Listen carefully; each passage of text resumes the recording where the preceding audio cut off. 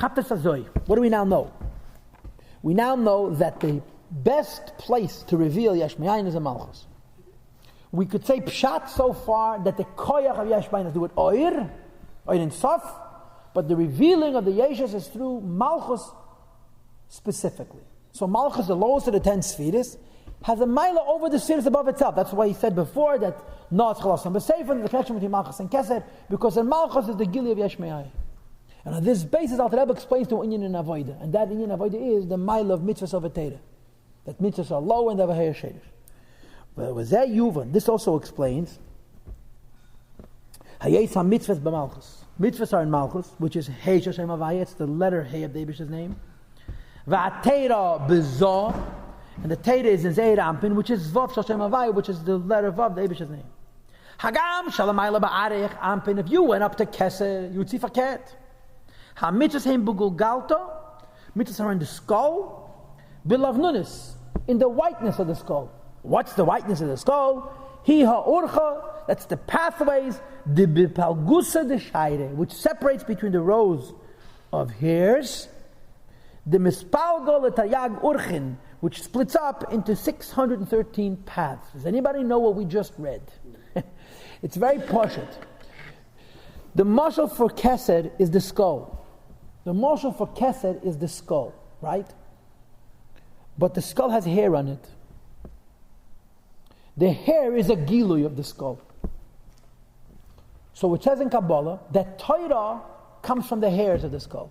Every hair, every shaida is a hollow tube. There's a little chayas inside.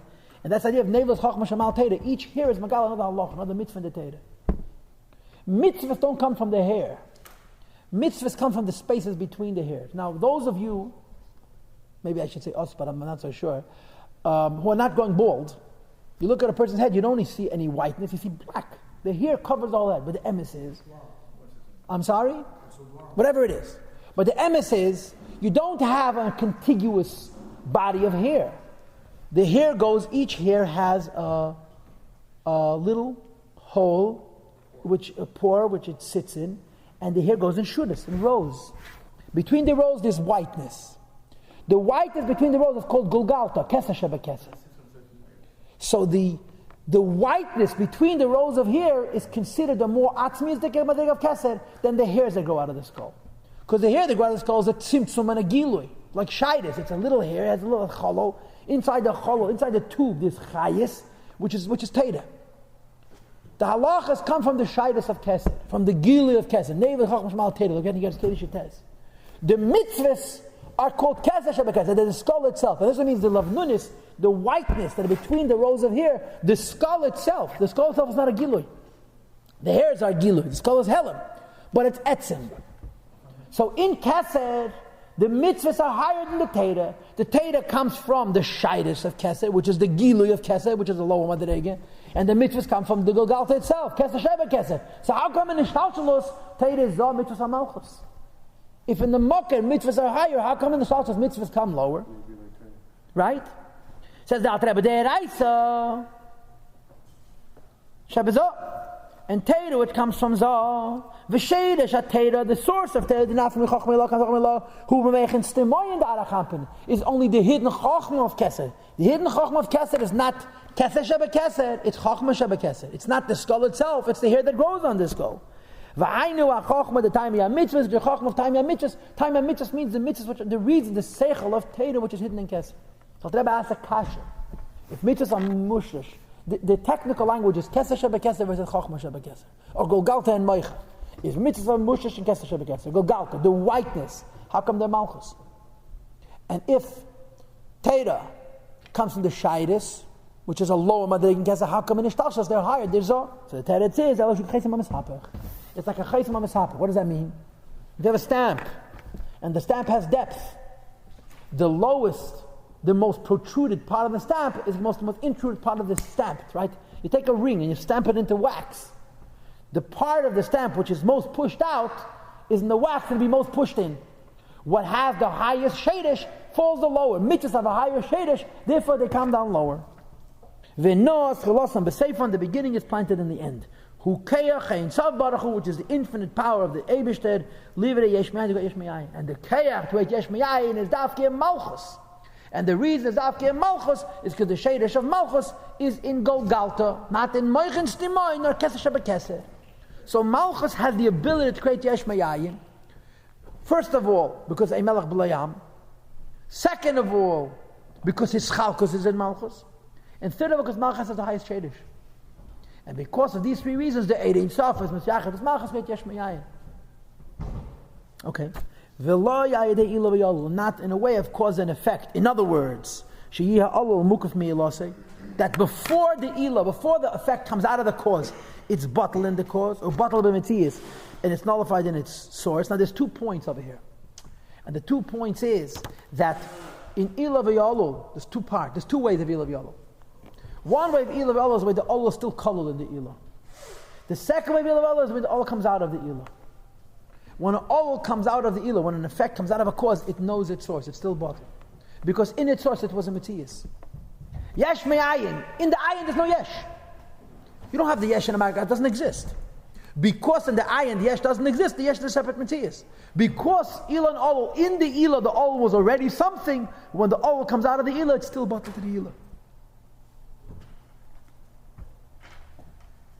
But rather, instead of having a creation, in other words, the other 9 spheres create ilah v'yol in these 2 ways. The olah is kol and the ilah, and if when the olah comes out of the ilah, it's still bottled.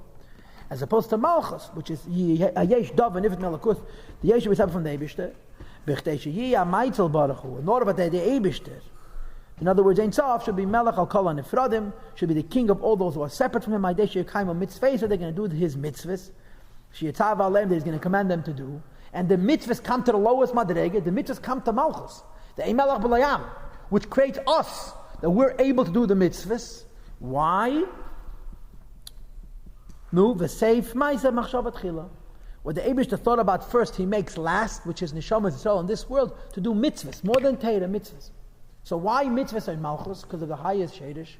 They're the source of Yesh Me'ayin. They create Neshama Yisrael that can do mitzvahs down here, and that's really what the Eibishter's Ratzon is. But that's why it says in the Yerushalmi. The last lay that Rab Shimon shemafsik lelulav v'chuli. Doesn't Rab Shimon hold shemafsik lelulav? Of course, you know Rab Shimon was terasei nasi. Doesn't know the part of a mitzvahs. And the Gemara says lachede Rab Shimon would agree you have to do mitzvahs. This whole business with terasei nasi part of a mitzvahs is a complicated situation. I don't know the pratim, but it's a machlekes bavli in Yerushalmi. One thing is for sure: a person who terasei nasi is for sure mechuyev in krishma. But there are days that he'll have to do other mitzvahs. And then it says in the Yerushalmi, if you learn Torah without the intent to do, it would be preferred that your shilya turns out. What's shilya? Shows the placenta. It's the sack that the baby sits in. Once the baby is born, it's garbage. But that placenta comes first, has a higher shadish. Just like mitzvahs, it comes down lower, but the shadish of the mitzvahs is higher. The sac, the placenta forms first. Me'atipa from the point, from the seed, from the pintele.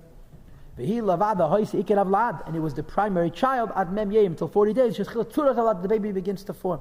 So to mitzvahs they're the core of Torah and its root. Down here, mitzvahs is physical acts, and Torah is chokhmah. So it's the wissen. As the emes is punkt verkehrt, the shadish of mitzvahs is higher than shadish of Torah, and that's why the Gemara equates someone who doesn't do mitzvahs to someone who shouldn't have had a shilya, because the shadish of the shilya is higher. If mitzvahs have a higher shadish than Torah, how come chokhmah is so sophisticated, Torah is so much deep, and mitzvahs are only simple actions? And the Alter Rebbe answers very plain: mitzvahs have a higher shadish. And the only thing we have of the mitzvah down here is the chitainis of the mitzvah, but it's a chitainis sheba elyon. V'zeh b'pnimiyas. Torah is a lower madrega, and therefore we're able to have more of the Torah.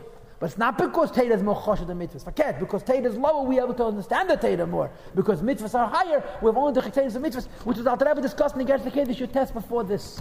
Okay, the Lakam is going to explain later. Okay.